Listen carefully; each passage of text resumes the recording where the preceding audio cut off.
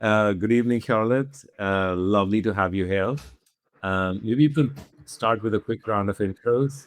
Would you like to go first? Yes, absolutely. Really nice to be with you, Jag. Hi, everyone. I'm Charlotte Goodwin. I'm a risk and compliance professional with a background really in building and, designing, building, maturing third-party risk management programs. I'm currently the director of third-party risk management business strategy at GSK, where I've been for the last 3 years, really transforming the global TPRM program there. Before that, I led the EMEA team, the EMEA third-party due diligence team at Facebook. And prior to that, I was at Lego building their third-party integrity due diligence team. My real background is from consulting, so that's kind of where I learned the tricks of the trade. I did everything from due diligence to investigations and political risk. So I've really kind of come from the ground up. And yeah, I know maybe too much about TPRM. So it's lovely to be here. Charlotte is one of the rare individuals who, on her vacation, will say something about TPRM. I have a thought about TPRM. So this is this. I've been so excited about this. But for those who don't know me, I'm Jag. I'm the CEO of Certa. I started as an engineer and then also spent many years at consulting at McKinsey. Did a short stint in private equity and then wanted to get back to solving this problem that I'm also, like Charlotte, very passionate about, and and founded Certa about 10 years ago. Yeah. So Charlotte, let's get into it. So GSK has recently gone through this massive transformation, and I'd love to talk about that. But for those individuals who don't know a lot about GSK, you just speak to maybe GSK, and then would love to understand, okay, what led to this transformation effort. Yeah, absolutely, Jack. So, for those that don't know, GSK is a global biopharma company. Our real purpose is to get ahead of disease together. And so, the real mission statement of the company is to positively impact the health of aiming to positively impact the health of 2.5 million people by the end of the decade. So, our mission is to really positively impact lives. Um, and really, what brought about this round of transformation from the TPRM space is that whilst we had a really strong program when I was hired, the program needed right sizing. So we were doing a lot of work, and in a sense, we needed to move to a more risk proportionate program where we could focus our resources on our highest risk third parties, and where our kind of lower risk work could move through the pipes kind of quicker. And so we had a number of kind of problems and issues that we needed to tackle. One was, user experience, everything from kind of long turnaround times, very long questionnaires. I'm sure a lot of people will be nodding their heads, lots of duplication of work. And so we really wanted to move the program to a more risk proportionate, more agile, and more user-friendly program. Yeah, and I think that's how we came across paths, Jag. So as part of our transformation, one of the key features was to identify a partner and a tool that would really support us in this kind of next phase of the journey. And that's how we came across paths. And I think maybe one note just to point out was that ahead of working with you guys, we did a lot of prep work, as you know. We spent approximately a year redesigning the end-to-end TPRM program. So we really wanted to have a clear vision of what we wanted to do and what we wanted to build before we sat down with you guys to go ahead and build that. And I really think that was really key. I'm happy we can go and speak about this more, but it was really key to that. So this is success of the launch of the program. Yeah, I just want to underline a few things, Charlotte. One, I mean, it's an honor for us to support a company that's willing or looking to impact 2.5 billion lives. I mean, that's incredible. It's most of humanity, right? And secondly, just on your on your comment about the prep work, we often come to companies where the companies have spent a lot of time finding the right partner and the right platform, but you starting from scratch. But with GSK, what was so refreshing is how much thought had got into the program. And I think that's, from my perspective, across clients, I think that's a big a reason for why your new program has been successful, right, in achieving the business goals. Because it's once we sort of joined forces, we could just run, right? We could just start, okay, let's start implementing versus designing the program, which may have been something to do with your consulting background, but it worked well. It was much wider than me, I must say. As an amazing team, an amazing cross-functional team, and yeah, there was.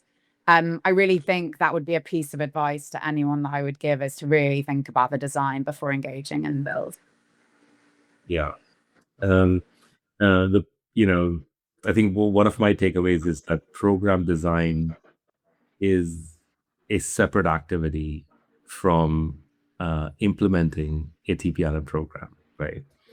Even and especially at the scale and the complexity of an organization like GSK.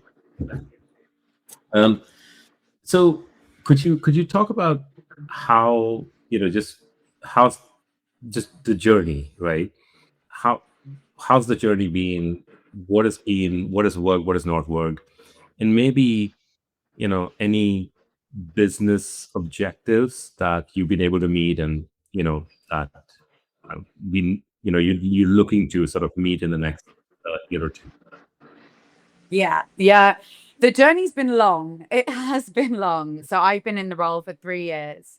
And as I said, we spent a year designing and then a year implementing, really. So it really was, and I would say there's still work kind of continuously improving as well. So it's been long, but you really need that time to make sure that you're building something that's aligned with the company's goals, vision, risk appetite, and that you're making the right decisions for the company.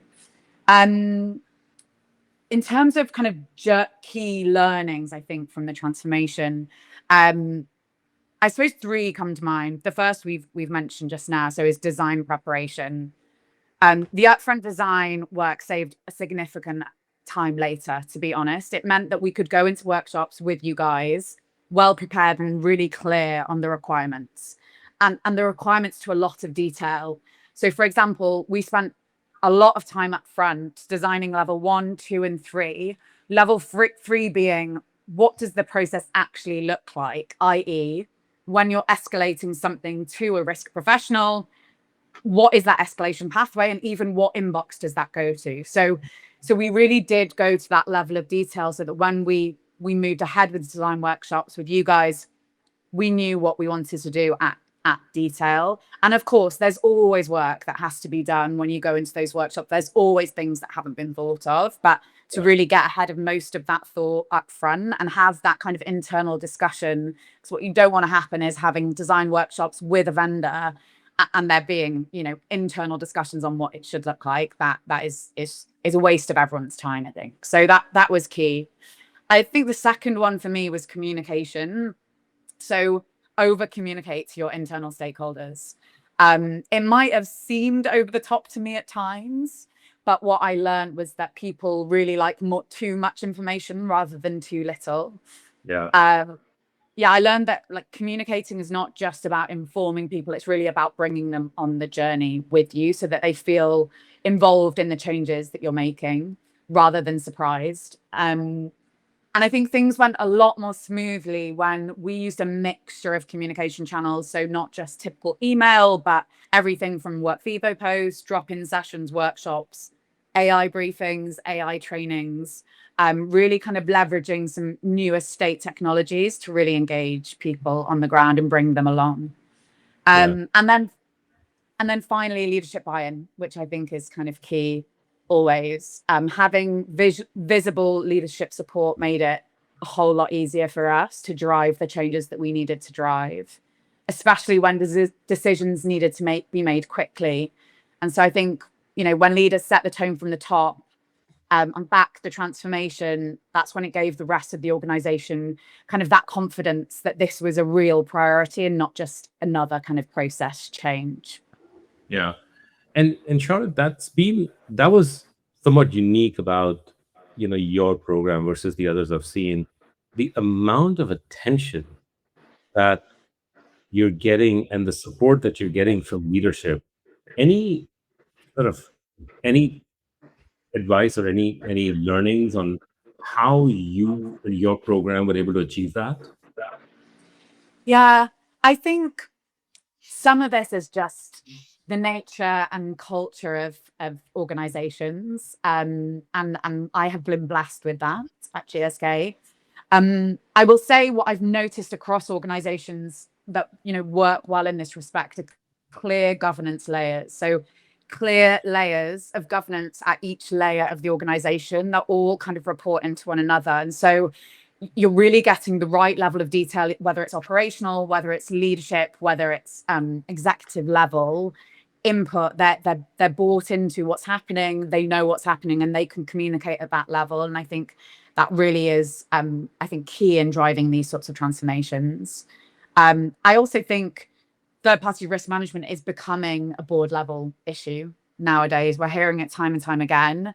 And I think to some extent, this is just a symptom of the time that we live in, that boards are increasingly interested and need to be interested in regulations, especially, and we'll go on to speak about this, but the EU Anti-Corruption Directive, CSDDD, there is actual criminal liability these days. And we're really seeing that kind of come to fruition. And so I think boards are needing to be interested in these things as well as being interested in these things. Yeah, at most organizations, it is a board level priority, but I think at your organization, specifically at GSK, what we've seen is you've actually specifically taken reports from the program and delivered it all the way up to the board, which is, for I mean, it's a testament to truly like the support that you have across the organization, right? Any results in terms of especially business outcomes that you can speak to that you've been able to achieve so far? Yeah. So some really brilliant shifts. So we formally came to the end of the transformation at the end of last year. And that wave of transformation, I think, brought in a number of things. So one, we introduced the life cycle of the third party. So really looking and identifying and mitigating risks all the way before onboarding to offboarding. So really looking at each stage of the life cycle of the third party. The second is that we really moved to a truly centralized and integrated TPRM tool. So in comparison to our former kind of siloed tool or quite siloed tool, Certa is integrated upstream and downstream with 9 other platforms, and we aim to kind of enhance that as we go along. So that really enables the information sharing. It reduces the manual effort and the handover friction as well. And just obviously the byproduct of that is speed and efficiency. And so a truly integrated tool is something that we really wanted to achieve by the end of the transformation. I think in terms of metrics, we have seen significant reductions in turnaround time. So our average turnaround time across kind of assessments and across risk levels has almost halved. And we are pushing even further for that, so that we have real tough targets to improve turnaround time even more. And I think that's the product of a number of things. It's obviously the product of design changes. We've made the program more risk proportionate, so we're moving things more quickly through for lower risk engagements. We've automated as much as possible, largely down to Certa and our integrations across tooling. We've integrated systems, as I've mentioned, and so we're passing information that previously wasn't passed automatically. And we've also tightened governance and KPIs around turnaround times at different parts of the process. And so there's a real kind of accountability and interest in driving to kind of shorter turnaround times. And that's, that's really helping all stakeholders involved. It's helping third parties in the process. It's helping teams that are working across the third-party risk management process. And it's helping ultimate business owners as well. And then I think a final note is user experience. Certa has really, really helped us in this. It's a great intuitive interface. The passing again of data through the process means that re-entry is really minimal. And we're getting a much more kind of granular level of data as well now through Certa. And that is meaning, as you've mentioned, our reporting to various stakeholders is much more automated. And so transparency across the process is much better. And, as with any TPRM program, there's always more work to be done. The risk landscape is constantly evolving. The expectations are constantly evolving. But I really do think the transformation and the new tech stack has really matured the program significantly. Yeah, it's really very gratifying for us as your partner to see the impact that you've achieved. So the landscape, as you mentioned, it's evolving. It's constantly evolving. Some of the needs are, of course, organizational. You're constant striving as GSK to become better. To make things faster, more agile, more transparent. But also, there's regulations on the horizon. So, could you speak to how are you thinking about the regulations? How you're approaching the regulations? Because the regulations themselves, it seem to be evolving. The sort of the directive within the regulation seems to be evolving, right? which is a unique challenge in our space. Absolutely. Yeah. So I think it's tough for a lot of TPRM programs to keep a pace with the evolving regulatory landscape. At the moment, I think that a lot of that depends on risk SMEs and internally to really identify what regulations are incoming and to prepare.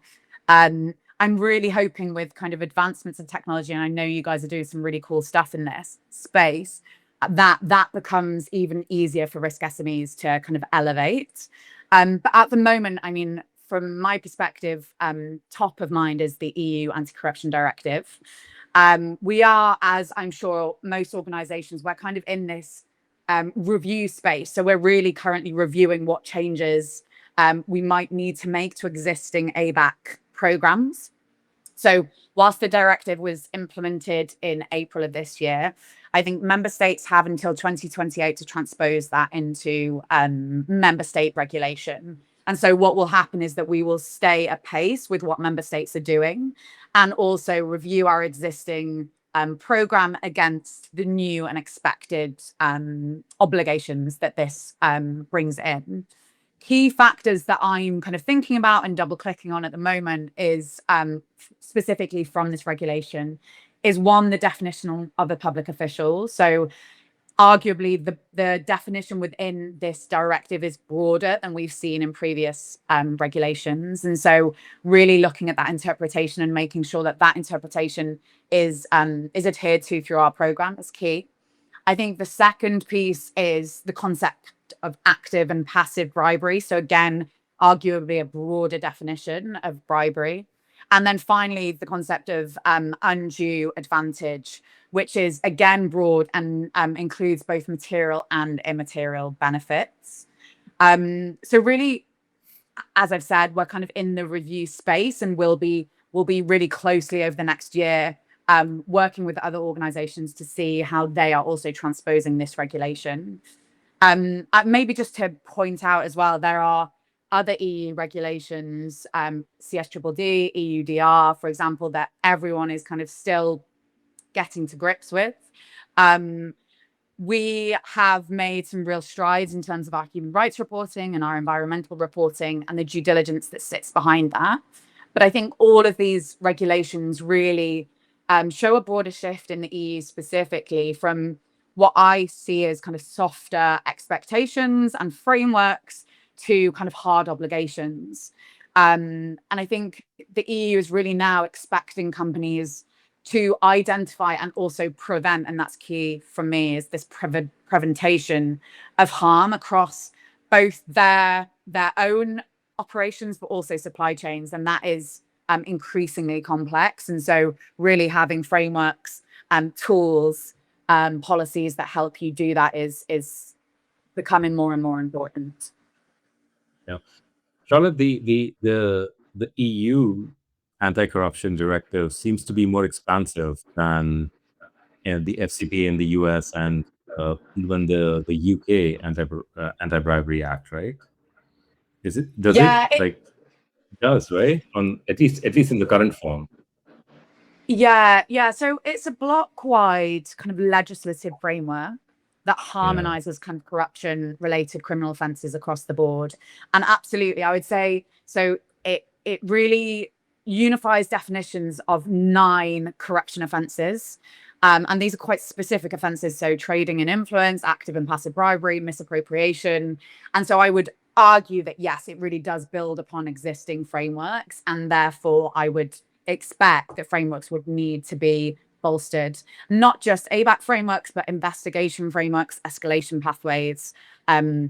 Yes, I would say arguably it is broader and more encompassing. I think maybe a final note as well, Jag, it really does kind of give teeth to member states. So member states will, the new law will allow member states to assert extraterritorial jurisdiction. So even if you are not, I suppose it creates exposure for companies even headquartered outside of the EU. And it, as I've said, it kind of broadens definitions as well. So I think, it's not just EU companies that need to look at, if you have any operations in the EU, you would be wise to review a framework as well. Yeah. And I mean, of course, this will further elevate the TPRM programs in the eyes of the board, etc., because just the overall liability increases for everyone. But I think for programs that have a good handle on how they're managing FCPA and the UK Anti-Bribery Act, it seems to, I mean, that is likely a good foundation to start from, right? Because it's absolutely, yeah. I do not see this as kind of whole-scale redesigning anti-bribery and corruption frameworks. I see some organizations needing to enhance certain areas, but not a whole-scale shift in how we view anti-bribery and corruption. Yeah, and Charlotte, you mentioned this, of course, not just this regulation. I mean, this TPRM is one of the most actively regulated areas in business. Like, all of this. Lucky us. Um, uh, the in so you'd mentioned CS EUDR. So just taking a step back, what is a program and a platform? What are the sort of intrinsics that you look for in a program and a platform that might enable them to achieve this agility in this very sort of fast evolving regulatory landscape? Yeah, I think it's a great question. Key for me is a program that is agile. Agility is just everything in this kind of fast-paced world that we live in. And, I think a lot of us have kind of grown up and seen TPRM programs that can be sometimes quite clunky, very cumbersome. And I think this day and age, really what we need is a program that you can quickly flex and adapt to changing regulations and expectations. So agility is one. I think another one is insights and reporting. So, we've mentioned this previously in the conversation, but key is enabling through data, enabling visibility and transparency to whoever that might be. So that might be boards, it might be auditors, it might be external regulators, it might be internal teams just driving change and increased risk oversight. And so really being able to kind of pick up data in a live format, so fully live and auditable data, is absolutely crucial. And to be able to kind of report that in whatever fashion you need, whether that's, Word, it's diagrams, it's graphs, and being able to really kind of mold that to the audience is super crucial. And I think maybe to add a little bit to this conversation, the way I see kind of programs in levels of maturity is not necessarily kind of good, bad, best of class. It's, more programs that are maybe lacking maturity, programs that are mature, and then kind of programs that are leading practice. And I think for me,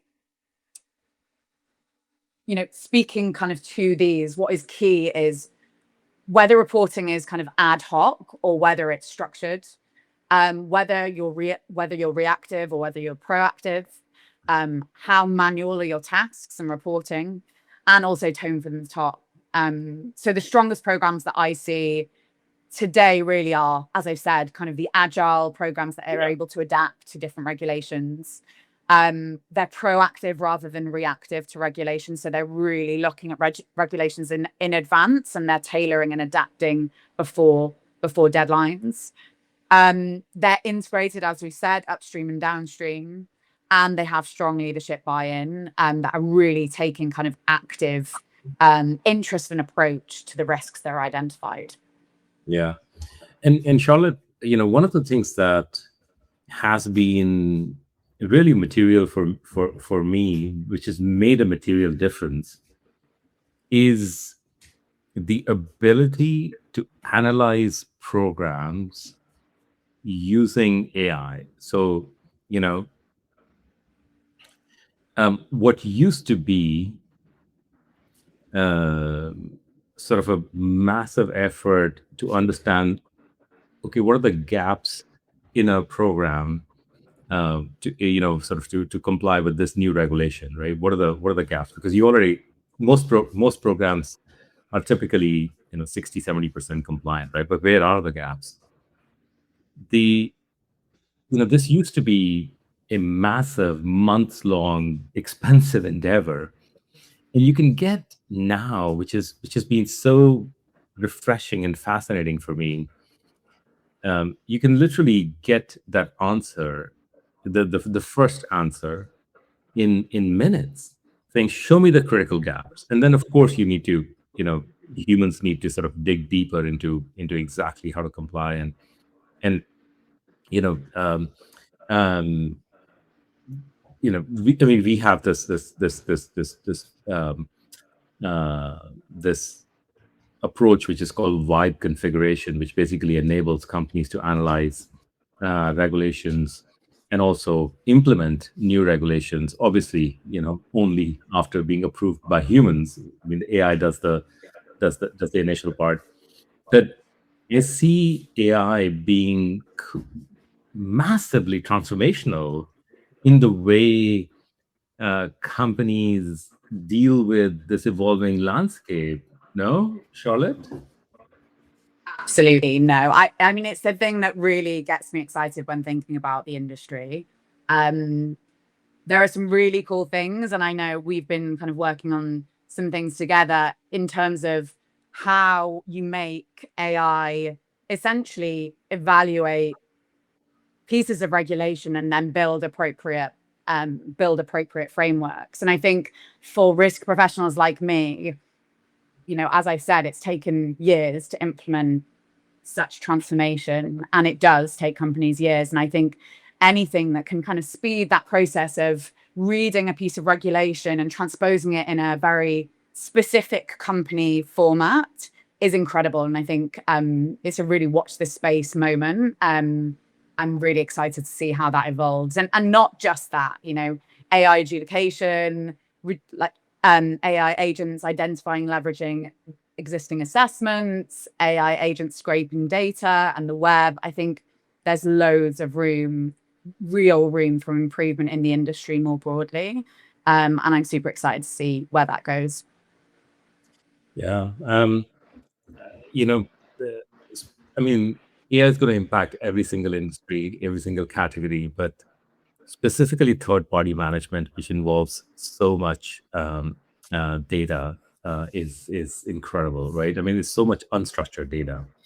Um, Great. Thank you so much, Charlotte. Any final sort of thoughts that anything that I should have asked that that you wanted to share, or anything at all? No, I mean, it's been a pleasure. It's a pleasure, I think, from the whole of GSK to work with you guys. And we appreciate the partnership fully.